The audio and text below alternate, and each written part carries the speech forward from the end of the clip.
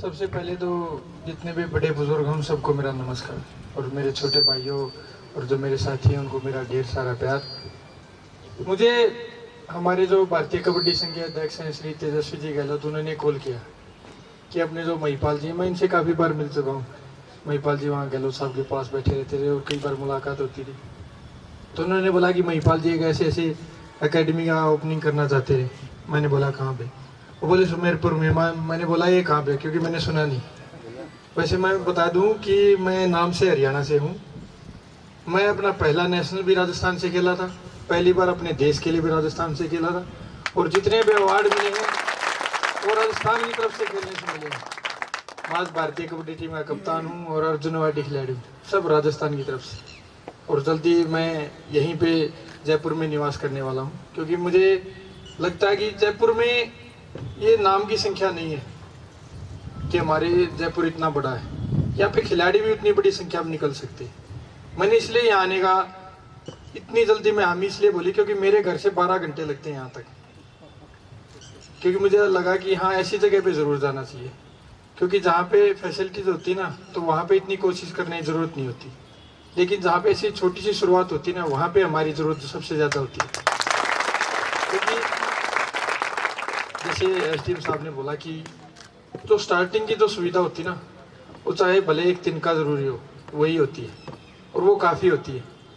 ये सिर्फ एक साइकोलॉजिकल फैक्ट होता है कि हमारे पास इतनी फैसिलिटी नहीं है। हम ओलंपिक में गोल्ड, आप टीवी पे देखते हैं, लोग वो देख के रोंगटे खड़े हो जाते होंगे। हमारे तो हो जाते हैं जब हमारे देश का कोई खिलाड़ी, जब हमारा राष्ट्रीय गान चलता है ना कहीं भी किसी भी इंटरनेशनल कंपटीशन में। अभी ओलंपिक देख रहे होगे आप, 2-4 दिन पहले ही सब कुछ बंद हुआ है। एक मेडल पे पूरा देश एक साथ खड़ा हो जाता है। तो सिर्फ देखने के लिए नहीं होती, उससे कुछ सीखना भी होता है। ये तो बहुत ज़्यादा फैसिलिटीज आप सबके लिए। हम यहाँ पे आए हुए हैं, हम आगे भी आएंगे, आप सबका सहयोग भी किया जाएगा। गवर्नमेंट आपके साथ बैठी है, लेकिन आपको पहचानना ये कि आपको करना क्या है। इतनी सुविधाएं बहुत ज़्यादा हैं। मैं जब बहुत छोटा था मेरे माता पिता की डेथ हो गई थी। मेरे पास ये भी नहीं था कि कल पढ़ाई कैसे होगी, मैंने अपनी पढ़ाई छोड़ दी थी। आप सभी अगर मेरी लाइफ स्टोरी देखेंगे तो आपको पता चल जाएगा। ये नहीं कि मैं अपनी तारीफ करने के लिए बोल रहा हूँ, ये एक सच्चाई है। आज मैं यहाँ खड़ा हूँ, आप सबको मोटिवेट कर रहा हूँ, आप भी कर सकते हैं। मैंने स्कूल में, प्राइवेट स्कूल में बच्चों को पढ़ाया है अपने यहाँ खर्चा चलाने के लिए, अपना घर चलाने के लिए। 12वीं क्लास में पढ़ाई छोड़नी पड़ी थी। मेरी सिस्टर थी, उनके हस्बैंड वो फैमिली में झगड़े होते रहते गांव में ज़मीन को लेकर, उनको जेल हो गई। मेरी सिस्टर भी मेरे घर आके रहने लगी थी, उनके 2 छोटे छोटे बच्चे थे। मेरी भांजी नर्सरी क्लास में थी, अपनी पढ़ाई छोड़ी, प्राइवेट स्कूल में बच्चों को पढ़ाया, खेती बाड़ी करता था, सुबह 2:30 बजे उठता था अपनी प्रैक्टिस करने के लिए, 6:30-7 बजे तक प्रैक्टिस करता, फिर प्राइवेट स्कूल में बच्चों को पढ़ाने जाता। 2:30-3 बजे आता था स्कूल से, वही ब्रेकफास्ट, ये ब्रेकफास्ट अभी बोलते हैं, वो लंच ब्रेकफास्ट वही होता था मेरा। फिर खेत में काम करता, कपास का पता होगा ना, बाड़ी वगैरह, मैं 2-2, 3-3 एकड़ अकेला बोता था, अकेला नवाता था उसको, धान वगैरह, गेहूं वगैरह, खेती भी करता। शाम को फिर 4:30 बजे प्रैक्टिस पे, 8 बजे वापस। और तकरीबन 2 साल मेरी ज़िंदगी में ऐसे रहे, मैंने रात को खाना खा के भी प्रैक्टिस की। गली में चेयर रख ली, उसके साथ 500 किक मार दी, उसको 1000 मार दी, 2000 भी मार दी। पागलपंथी जरूरी होती है।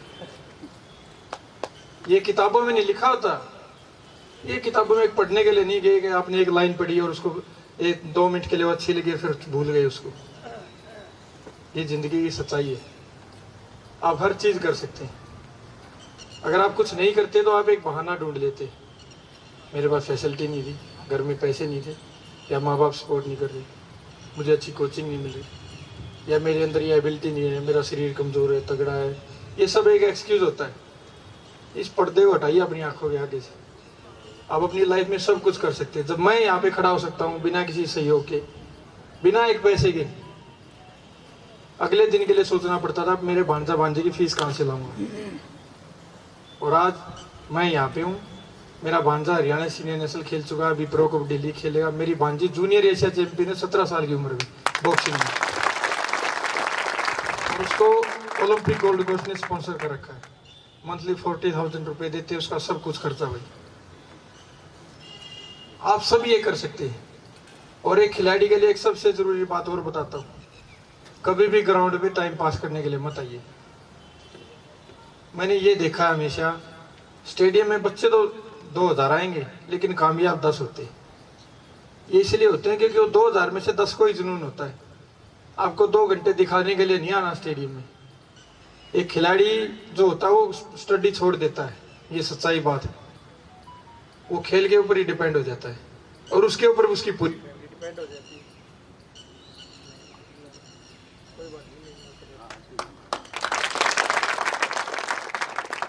उसके परिवार को उससे यही आस होती है कि बच्चा खेलने जा रहा है, उससे काम तक नहीं करवाते उसके घर वाले। ये सबको पता होता है। माँ बाप को ये होता है कि बस बच्चा खेलने जा रहा है, बेटा कोई नहीं, तू थक के आ गया, सो जा, कुछ नहीं करना। उससे इतना काम भी नहीं करवाते। लेकिन आपका फर्ज भी बनता है ना कुछ, कि आप खेलने जा रहे हैं तो आप दिल से खेलें। और चोट भी लगेगी, थकान भी होगी, आप बहुत ज़्यादा मेहनत कर ले तब भी ज़रूरी नहीं होता कि आप एक दिन में प्लेयर बन जाएंगे। ऐसे तो फिर हर दिन कोई ओलंपिक प्लेयर निकलेगा। अगर आपको 10 दिन में प्लेयर बन जाए तो हर 10 दिन में ओलंपिक मेडल आ जाएगा। प्रॉब्लम भी आती है, दिन रात मेहनत करके भी जरूरी नहीं कि एक झटके में सक्सेस मिल जाएगी। मैं आपको भी बता रहा था, इतनी मेहनत करके दिन रात, मुझे याद है 2.5-3 साल हो गए थे मुझे खेलते हुए। मैं रेवाड़ी है हरियाणा में, एक जगह वहाँ एक टूर्नामेंट खेलने गया था। नॉट ए सिंगल पॉइंट, एक पॉइंट भी स्कोर नहीं हुआ था मुझसे। पूरी रात बैठा रहा मैं घर पे, आंखों में आंसू भी आ गए कि क्या करूँगा, पढ़ाई तो छूट गई, अब सिस्टर भी संभाल ली, उसके बच्चे भी संभालने और लाइफ में कुछ करना। मैं सोया नहीं पूरी रात। सुबह 3 बजे जाके गिव अप करना नहीं था, फिर यही ख्याल है कि कल जो स्किल 100 बार की दिया तो 200 बार करनी है। और अगर मैं हार के बैठ जाता तो क्या होता, कल जो 200 बार की दिया 400 बार करनी है, बस तेरे अंदर कमी है। तो यही होता है। कई बच्चे ऐसे भी हैं जो बहुत ज़्यादा मेहनत करते हैं लेकिन उनकी शिकायत रहती है कि मुझे सक्सेस नहीं मिली, तो फिर वो गिव अप कर देते हैं कि 6 महीने आपने मेहनत की, 6 महीने बाद आप प्लेयर नहीं बने तो छोड़ देते हैं। 6 महीने में प्लेयर बनेगा क्या? एक प्लेयर का आप अगर टाइम पीरियड देखते हो ना, कोई भी एक मेडल, बड़ा लेवल मेडल देखो तो उसकी पता नहीं तैयारी कितनी लंबी होती है, क्या क्या त्यागना पड़ता है। तो प्लीज़ ये एक्सक्यूजेज हैं। और आप सबके लिए तो इस, मुझे पता है इस क्षेत्र में कुछ है नहीं, ऐसा कबड्डी का इतना माहौल है नहीं ना, इस क्षेत्र से इतने बच्चे निकलेंगे। तो आप खुद निकले ना, अभी आपके लिए एक पहल तो स्टार्ट हो गई है। मैं चाहता हूँ अगली स्टेट चैम्पियनशिप में सुमेरपुर के कम से कम 10-12 खिलाड़ी ऐसे होने चाहिए जिनको मुझे खुद देख के लगे कि ये नेशनल टीम में जाने चाहिए। अभी आपके ऊपर डिपेंड है,